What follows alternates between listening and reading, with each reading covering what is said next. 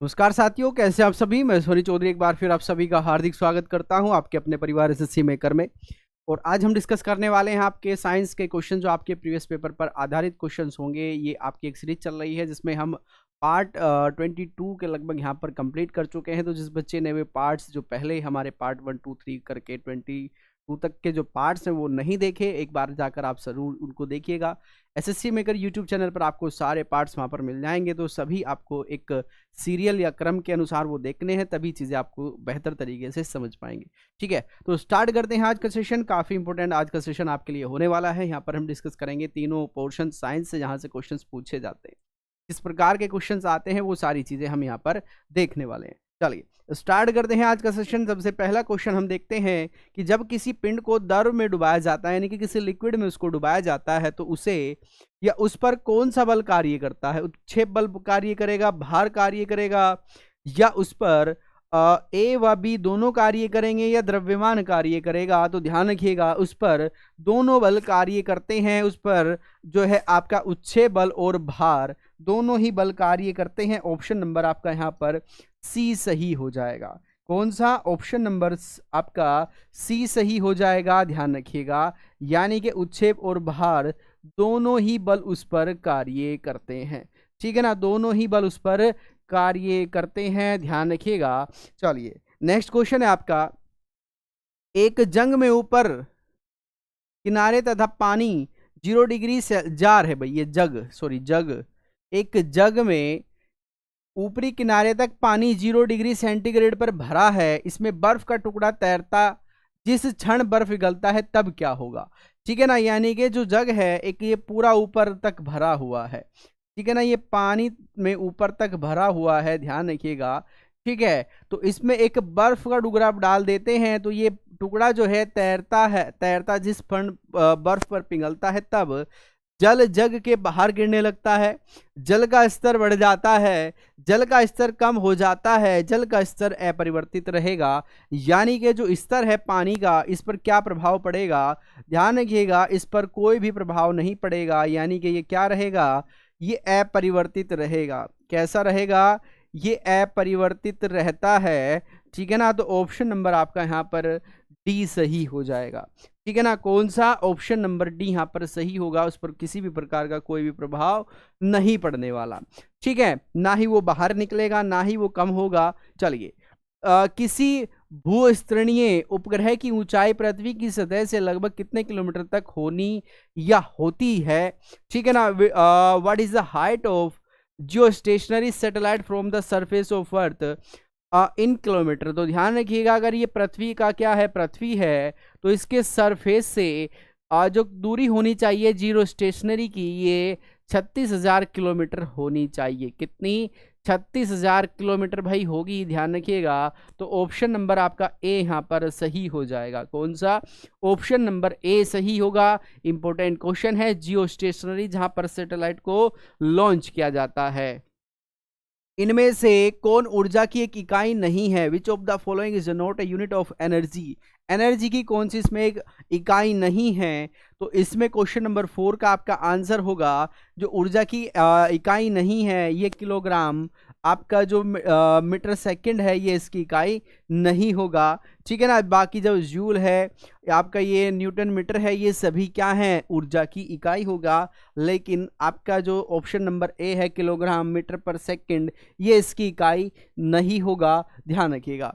चलिए next question है आपका, पैरासूट धीरे धीरे नीचे आता है जबकि उसकी ऊंचाई से फेंका गया पत्थर तेजी से गिरता है, क्योंकि पत्थर पैरासूट से भारी है। क्या ये कारण हो सकता है कि भाई पैरासूट हल्का है और पत्थर भारी है? पैरासूट में विशेष तंत्रों की व्यवस्था है, यानी कि स्पेशल उसमें जो है तंत्र लगाए गए हैं जिसके कारण से वो धीरे धीरे नीचे आएगा। या पैरासूट के पृष्ठ तनाव क्षेत्रफल ज्यादा है अतः वायु का प्रतिरोध अधिक है। उपयुक्त में से कोई नहीं। क्वेश्चन नंबर 5 बड़ा इंपॉर्टेंट क्वेश्चन है, आप इसको बिल्कुल याद रखिएगा। तो इसमें जो पैरासूट का पृष्ठ का क्षेत्रफल ज्यादा होने के कारण ये वायु का, ठीक है ना, किसका? ये वायु का, हवा का क्या करता है? गतिरोध करता है, अवरुद्ध उसमें उत्पन्न करता है। तो ये धीरे धीरे ही क्या होगा? जमीन पर आएगा, ध्यान रखिएगा। जबकि जो पत्थर है इसका पृष्ठीय क्षेत्रफल बहुत कम है, ये नीचे जल्दी पहुंच जाएगा। ठीक है ना, तो ऑप्शन नंबर आपका सी यहाँ पर सही होगा। चलिए नेक्स्ट क्वेश्चन आपका, अलग अलग तत्वों के परमाणु जिनकी परमाणु संख्या अलग होती है लेकिन सात द्रव्यमान संख्या समान होती है उन्हें कहते हैं समभार कहा जाएगा, समलवण उनको कहा जाएगा, समस्थानिक उनको कहा जाएगा, या आयन उनको कहा जाएगा। तो atoms of different elements have different atomic number but same mass number are called. तो इनको भाई क्या कहते हैं, समभार, इक्वल वेट इसको कहा जाता है, समभार उनके बराबर होते हैं। ठीक है, चलिए यहां तक किसी को कोई डाउट यहां पर नहीं होना चाहिए। क्वेश्चन नंबर 6 में, निम्नलिखित में से कौन भारत में स्टील के निर्माण की प्रक्रिया का अंग नहीं है। जैसे जो स्टील बनती है इसका एक पूरा प्रोसेस होता है, तो इनमें से कौन सा जो ऑप्शन दिया गया है इसमें कौन सा जो भाग है, ऑप्शन है, वो उसकी प्रक्रिया में भाग नहीं लेगा जो स्टील निर्माण की प्रक्रिया है। ओटाई है, आग की भट्टी है, कच्चा लोहा है, या धातु को आकार देना है। अब यहाँ पर एक चीज आप ध्यान रखिएगा, आपको स्टील का निर्माण करने के लिए, उसको आकार देने के लिए आग की आवश्यकता होगी, कच्चे लोहे की आपको आवश्यकता पड़ेगी, धातु को आकार की आवश्यकता पड़ेगी। तो आपका जो ये क्वेश्चन है इसके अकॉर्डिंग ये तीनों तो सही नहीं बैठते। ठीक है ना, क्योंकि वो नहीं पूछ रहा है, तो ऑप्शन नंबर ए आपका यहाँ पर सही हो जाएगा। ओटाई क्या होता है, अगर आपसे कभी पूछ लिया जाए कि ओटाई क्या है, तो कपास के बीच से मलबा हटाने की प्रक्रिया। ठीक है ना, कपास के बीच से मलबा हटाने की प्रक्रिया जो होती है उसको ओटाई हम कहते हैं। ये आप लिख सकते हैं कि ओटाई का कार्य क्या होता है, या ओटाई जो प्रक्रिया है इसको किस रूप में आप प्रस्तुत करेंगे, रिप्रेजेंट करेंगे या परिभाषित इसको करेंगे। तो ये आपका हो जाएगा कपास हटाने की या कपास से मलबा हटाने की प्रक्रिया। जल के उपचार या शुद्धिकरण के लिए निम्नलिखित में से किस तत्व का उपयोग किया जाएगा। जल को अगर आप शुद्ध करना चाहते हैं तो उसमें आपको किस चीज की जरूरत पड़ेगी, आपको पोटेशियम की आवश्यकता होगी, आपको मैग्नीशियम की, क्लोरीन की या लेड की। विच of the following elements can be use for the treatment या प्यूरिफाइकेशन, जिसको कहा जाता है प्यूरिफाई करते हैं वाटर को, इसको क्या कहा जाएगा। तो इसमें जरूरत पड़ती है क्लोरीन की। क्वेश्चन नंबर 8 ध्यान रखिएगा, इसमें क्लोरीन की आवश्यकता होती है किसके लिए, जल को शुद्ध करने के लिए। ध्यान रखिएगा, ठीक है ना, जल को शुद्ध करने के लिए। सफेद वाली दीवारें 3 से 4 दिन के बाद किसके बनने के कारण चमकदार दिखाई देने लगती है। ठीक है, कैल्शियम नाइट्रेट के, कैल्शियम सल्फेट के, कैल्शियम ऑक्साइड के, या कैल्शियम कार्बोनेट के। व्हाइट वॉश्ड बोल appear shiny after 3 to 4 days due to the formation of, किसके फॉर्मेशन के बाद ये प्रक्रिया इसमें होती है।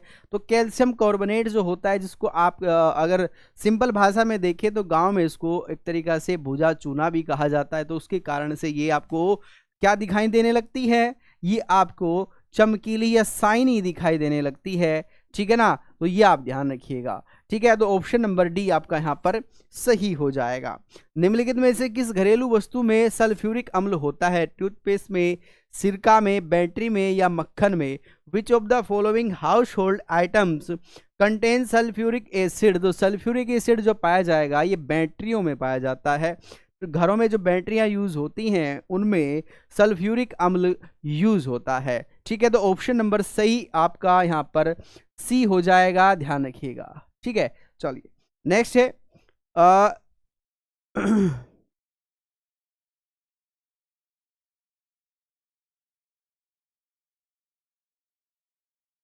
ये थोड़ा सा जो लड़के हैं, लड़के भाई, ये लड़कियों के बढ़ते हुए बॉक्स को गले के उभरे हुए हिस्से के रूप में देखा जा सकता है, जिसे वे कहते हैं ब्रेंची, थायराइड उपस्थित, श्वसन नली, या कंठमणि उसको कहा जाता है। Question number 11। तो भाई ध्यान रखना, जो लड़कों में बढ़ते हुए बॉक्स के गले हुए उभरे हिस्से को हम कंठमली कहते हैं। ध्यान रखिएगा, क्या कहते हैं, कंठमली इसको कहा जाता है। Option number 11। नेक्स्ट क्वेश्चन आपका, निम्नलिखित में से कौन अम्ल पेट में मौजूदा गैस्ट्रिक ग्रंथियों द्वारा छोड़ा जाता है। ठीक है, कौन सा अम्ल जो है गैस्ट्रिक जो ग्रंथियां हैं ये छोड़ती हैं। एसिटिक अम्ल है, नाइट्रिक अम्ल है, साइट्रिक अम्ल है, या हाइड्रोक्लोरिक अम्ल है। Which of the following acid is released by the gastric glands present in the stomach, तो ये कौन सा इसमें अम्ल होगा? ये आपका हाइड्रोक्लोरिक अम्ल होगा। कौन सा? हाइड्रोक्लोरिक अम्ल होगा। ऑप्शन नंबर डी सही हो जाएगा। कौन सा? ऑप्शन नंबर डी आपका यहाँ पर सही होने वाला है। मानव शरीर में निम्न में से किस अंग में कार्बोहाइड्रेट ग्लाइकोजन के रूप में संग्रहित होता है? जो कार्बोहाइड्रेट है ये किस रूप में संग्रहित होता है? ये ग्लाइकोजन के रूप में संग्रहित होता है। पेट में, यकृत में, छोटी आंत में या बड़ी आंत में? In which of the following part of human body carbohydrate are stored in form glycogen? तो ये क्वेश्चन नंबर 13, इसका आंसर जो आपका होगा ये यकृत होगा। यकृत में जो कार्बोहाइड्रेट है, क्या है? कार्बोहाइड्रेट है, ये यकृत में इकट्ठा होता है ग्लाइकोजन के रूप में। किसके? ग्लाइकोजन के रूप में। ध्यान रखिएगा, किसके रूप में? ग्लाइकोजन के ये रूप में इकट्ठा होता है। निम्न में से कौन एक भंडारण जड़ नहीं है? नेफिफॉर्म जड़ है, श्वास जड़ है, शंकाकार जड़ है या प्यूसिफॉर्म जड़ है? Which of the following is not a storage root? इसमें से कौन सा ये भंडारण जड़ नहीं है? Question number 14। तो जो श्वास जड़ है, श्वास जड़ जो है ये आपकी क्या नहीं है? भंडारण जड़ नहीं इसको बोला जाता। चलिए नेक्स्ट क्वेश्चन आपका, निम्नलिखित में से कौन सा शब्द मानव हृदय के शरीर रचना विज्ञान से संबंधित है? सेरिबेलम है, मेडुला है, महाधमनी है या सेरिबेलम है? मानव के हृदय से, हम हार्ट की बात कर रहे हैं भाई, तो हार्ट से कौन सा संबंधित नहीं है? सॉरी है, ठीक है। तो सेरिबेलम, मेडुला, सेरिब्रम और महाधमनी। तो आंसर आपका जो हो जाएगा ये आर्टरी हो जाएगा। महाधमनी जिसको कहा जाता है जो ब्लड का सर्कुलेशन करती है पूरे शरीर में, ठीक है, महाधमनियां उनको कहते हैं। तो ऑप्शन नंबर आपका यहाँ पर सी सही होगा, ठीक है। तो ये थे आज के आपके 15 क्वेश्चंस जो हमने यहाँ पर डिस्कस किए, जिसमें हमने यहाँ पर फिजिक्स डिस्कस किया, केमिस्ट्री को हमने देखा, बायोलॉजी को हमने देखा, जहाँ से क्वेश्चंस पूछे जाते हैं। टोटल ये आपकी 15 क्वेश्चंस की सीरीज चल रही है। पार्ट 1 से लेकर आपका पार्ट 22 तक यहाँ पर डल चुका है। तो जिस बच्चे ने या जिस बच्चे को ये नहीं मिलता कि कहाँ पर अपलोड होता है, तो आपको एसएससी मेकर पर जाना है भाई। कहाँ आप जाओगे? एसएससी मेकर पर जाओगे दोस्तों, वहाँ से आप इसको क्या कर सकते हैं? देख सकते हैं। सारी क्लासेस आपको सीक्वेंस में मिल जाएगी, तो एक एक क्लास को आप ज़रूर देखिएगा। इसके अलावा एसएससी सीजीएल 2023 के लिए आपका संकल्प बैच यहाँ पर आपके लिए लॉन्च कर दिया गया है, जिसमें क्लासेस आपको रिकॉर्डेड मिलेगी, क्लास नोट्स आपको मिलेंगे, एक्सपर्ट जो हमारी टीम है उनके द्वारा इसको तैयार किया गया है आपके लिए बिल्कुल बेहतर तरीके से, कि कुछ क्वेश्चंस का जो लेवल है बिल्कुल सीजीएल पैटर्न पर आपको यहाँ पर चीज़ें कराई जाएंगी। डाउट सेशन की आपको यहाँ पर सुविधा दी जाएगी, ठीक है ना। मात्र 500 रुपीज़ में आपको यहाँ पर प्री और मेंस दोनों की क्लासेस प्रोवाइड की जाएंगी, ध्यान रखिएगा। और अगर कोई समस्या है तो आप इस नंबर पर कॉल कर सकते हैं, कॉल करके जानकारी यहाँ से प्राप्त कर सकते हैं। सीआरपीएफ वाले बच्चे भी ध्यान रखिएगा, आपके एग्जाम में काफ़ी कम समय बचा हुआ, तो आपको भी इसको तैयार करना है बेहतर तरीके से। क्लास आपको रिकॉर्डेड मिलेगी, क्लास नोट्स आपको भी यहाँ पर प्रोवाइड किए जाएंगे, आपको जो है डाउट सेशन की सुविधा दी जाएगी। हमारी जो एक्सपर्ट टीम है डिफेंस से संबंधित, उन्होंने इसको तैयार किया है बिल्कुल बेहतर तरीके से। तो आपके लिए एक गोल्डन चांस है, आप इसको बिल्कुल भूलिएगा नहीं, छोड़िएगा नहीं। यहाँ पर मैथ्स है आपका, रीजनिंग आपका आएगा, हिंदी आपका आएगा, जीके, जीएस और आपका करंट अफेयर्स का जो सेशन है, ये सभी क्लासेस आपको यहाँ पर मिलने वाली है मात्र 250 रुपये में। अधिक जानकारी के लिए आपको एसएससी मेकर एप्लीकेशन को गूगल प्ले स्टोर से डाउनलोड करना है, या उसका जो लिंक है आपको वीडियो के डिस्क्रिप्शंस में मिल जाएगा, आप वहाँ पर जाकर देख सकते हैं। एमटीएस के लिए भी यहाँ पर श्योर सिलेक्शन बैच आपका चला हुआ है, सीएचएसएल के लिए आपका श्योर सिलेक्शन बैच है। तो सभी में आप देखिएगा अपने अनुसार जो भी आप प्रिपरेशन कर रहे हैं, सीजीएल है, एमटीएस है, सीएचएसएल है, जो भी आप कर रहे हैं उसके लिए बेहतर तरीके से यहाँ पर चीज़ें कराई जाती हैं। उत्तर प्रदेश पुलिस की अगर हम बात करें तो स्पेशल बैच यहाँ पर आपके लिए चलाया गया है। Maths, reasoning, Hindi, GK, GS, UP special सभी की क्लासेस आपको मात्र 399 रुपये में मिलेगी। इसमें क्लासेस आपको रिकॉर्डेड मिलेगी, डाउट सेशन आपको यहाँ पर मिलेगा, ठीक है ना। क्लास के जो नोट्स है या कंटेंट है आपको पीडीएफ फॉर्म में प्रोवाइड किया जाएगा, ठीक है ना। कोई भी आपको वहाँ पर समस्या नहीं होने वाली है, ठीक है। अगर हम बात करें क्लासेस की, तो क्लासेस का ध्यान रखिएगा, सुबह 6 बजे आपकी करंट अफेयर्स की क्लास होती है, 9 बजे आपकी मैथ्स की क्लास है, 11 बजे आपकी जीके जीएस की क्लास है भाई दोस्तों, ठीक है ना। 4 बजे आपकी हिंदी की क्लास, रीजनिंग की क्लास, सॉरी 4 बजे आपकी जो क्लासेस है ये रीजनिंग की क्लासेस है निखिल सर के द्वारा। 5 बजे हिंदी की क्लास है भाई, जहां पर भी हिंदी पूछी जाती है वहां पर ये आप इस क्लास को बिल्कुल बेहतर तरीके से तैयार कर सकते हैं। और रात 8 बजे आपकी जो क्लास होती है अजय सर के द्वारा ये क्लासेस होती है, जिसमें आपका मैथ्स रीजनिंग, ठीक है ना, ये बिल्कुल बेहतर तरीके से यूट्यूब पर आपकी लाइव क्लास चलती है रात 8 बजे। तो सभी बच्चे जुड़ना ना भूलिएगा, बिल्कुल शॉर्ट ट्रिक के माध्यम से सर यहाँ पर आपको क्लासेस कराते हैं। इसके अलावा कुछ लिंक आपको दिए गए हैं जिसके माध्यम से आप हमसे कनेक्ट हो सकते हैं।